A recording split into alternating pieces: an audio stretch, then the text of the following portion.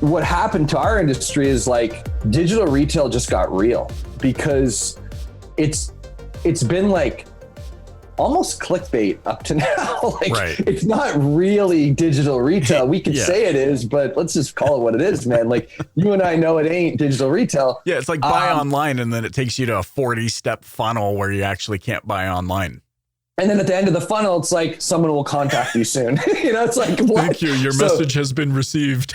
Right. Somebody at our dealership will get back to you shortly. So it's like, okay. So this whole digital retail thing just became real, and it's time to start building some tech behind the forms. And I do think that there's like going to be. I do think in the next 3 years there's going to be more innovation than in the past 20 with all the online stuff.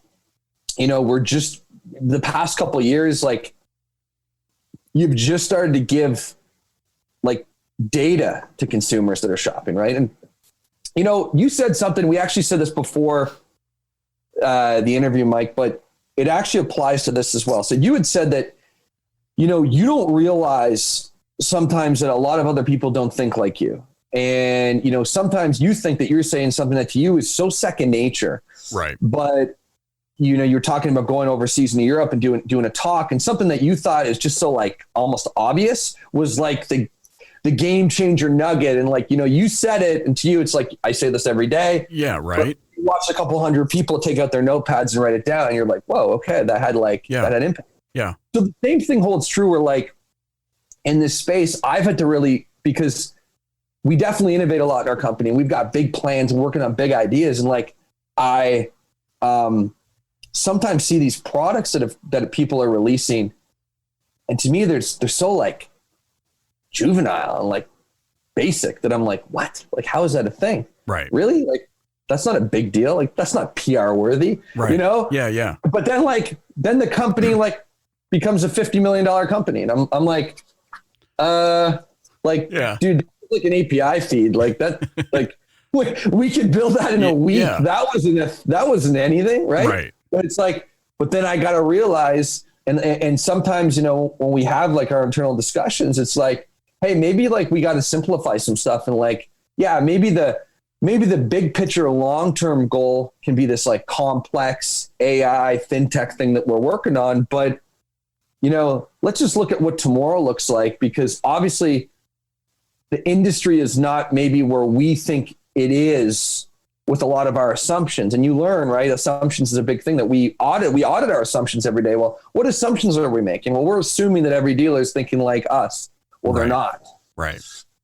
So yeah, you gotta audit yourself and take a step back. So I've learned that in a lot of aspects that the industry is a lot more antiquated than I'd even thought. Yeah. It's like, oh, okay. So like this thing is, I guess, revolutionary, if you will, because to me it's so like basic. But I guess if dealers aren't even doing this and that, you can't just introduce D before you do A, B, C. Sure. So yeah, like there's a lot of innovation coming in, and we've really kind of, laid claim to, I guess, fintech. Like we've made a decision to go all in with the fintech because I am ADHD. I do need to be put in check a lot. I'm certainly a squirrel with the ideas and the partnerships, and I'm always coming up with new. But when you vary into a bunch of different verticals, it can get really, really hard as a team to manage. So as a team, we've just really said, okay, look, let's just focus right now on fintech. Anything that we do, we want to really focus on the credit and finance side of the digital retail revolution, if you will. Sure. And digital retail became real. And I think one of the biggest things in the industry we have to figure out how to do is to really mirror and match it to the in-store, because, hey guys, like the $30 million buildings aren't going away. They're not going away tomorrow. They're not going away in 5 years. There's a lot of investments. There's a lot of image. So it's like, okay, we got to really match these up and just really match up the experience where it's one and the same. So yeah, so that's what we're doing at AutoCorp is we're really focusing on, fintech and it started with an acquisition of a lead generation company a few years ago. We bought Car Loans Canada and, thought we'd get in that space, which has been interesting to say the least, but it's a space that really needs some innovation because the old lead gen model just hadn't been changed. And to me, again, it was mind boggling that certain companies that became the size they are, what I consider this like very basic model. Right. But they did. You know what, though? It's what's interesting as I'm listening to this. I love this because there's so many conclusions that are easy for us to make based on whoever gives us the data. For example, Google gives us data, and this is not a knock on Google, but they'll give us their data points. Here's how customers buy cars. And then all of us go, oh, crap. And that forces the narrative of obviously like where Google wants us to ultimately get to. Sure. Right. And the same thing happens in fintech. It happens in web, CMS world. It happens like everywhere. And we all scramble and we're like, oh, man, we got to. And we forget sometimes, like you're saying, you're talking about the simplicity of a process or a tool. And that just like, you're like, obviously, that was our starting point. How is that their ending point? Right. What is fascinating to me is that we have all this data, yet we don't have enough data to make strong conclusions yet. What I mean by that is, and God bless my mother-in-law, but she believes, real user, real car shopper, just bought a Chevy Trailblazer a few months ago. Watching her navigate that process was like pulling teeth from a horse. I was just like my bowels clenched at it. But she also believes that if you don't sign out of your emails start floating out into the ether. She's a real car shopper, and she represents a real segment of car shoppers who maybe actually today, because here's the thing, right? Everybody, and don't get me wrong, we are definitely moving digital. Tesla's proven the model. There's a lot of Carvana's proven the model. Like there's a lot of people that are proving out this model, and we know we're going in that direction. But I love what you said. Like today, still, there is a segment of consumers who are like, I am not freaking putting my credit card into that computer screen. Right. Like that is not happening. I will call them up. We will, so it's a matter of, I think to your point, it's a matter of navigating today and keeping a finger on the pulse so that you are evolving with actualized consumer demand, not just some company that gathered data from 1,000, like their data set is 1,000 people. And they're like, all Canadians buy cars this way. And you're like, oh crap, all Canadians buy cars this way. It's like, dude, it was 1,000 people out of 40 million. Right. And, one of the old sayings is like the best way to predict the future is to create it. Well, that's what Google does. Yeah. Right. Is like they start, like you said, they almost start to plant the seeds and then everybody reacts. Because they've been developing a product that they want to get you into for the last 6 years. You know how long it takes to develop a product. Right. So and you touch on a really good point is that like and I'm a millennial. Yeah. Like I'm 32. Okay. And, I should be the one tooting like only digital. And I'm just like, no, like it's a hybrid approach because you know what? Your mother-in-law, my parents, they're still very much shoppers. Yeah. My parents will probably buy a couple more vehicles before they're not buying vehicles anymore. Right. So to me, it's like to go all in on any, it's not like digital or nothing. Right. It's a traditional or nothing. It's like, no, guys, it's a hybrid. It's just like, it's not, to me, like digital retail shouldn't be classed as this, like it's retail. Yeah. So like, it's like the world. Yeah. Like it's 2020, like technology is evolving. Like it's just retail, guys. Right. Sure. So start to embrace like the tech side, but it's also not this like all or nothing. Cause what we also see is like, we've also seen a lot of these companies try to come out and be digital only dealerships. How'd that work out? Right. It's like, you see them pop up and then they're gone. It's like, it didn't really work. Right. And that's why CarMax and Carvana, there's a very physical element to the business model, and it's truly a hybrid, if you will. So yeah, I feel that that's the approach that dealers need to be taking, right? Is that of a hybrid. Love it. So In winding down here, speaking about this hybrid approach, what is your recommendation for the dealer that's like, yeah, I know I got to move in that direction. I know I need this hybrid approach. What should my focus be today?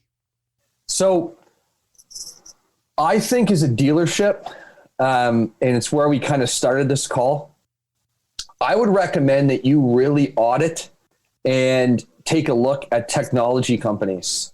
And what I'm seeing is I'm seeing a lot of tech companies that are becoming dealers.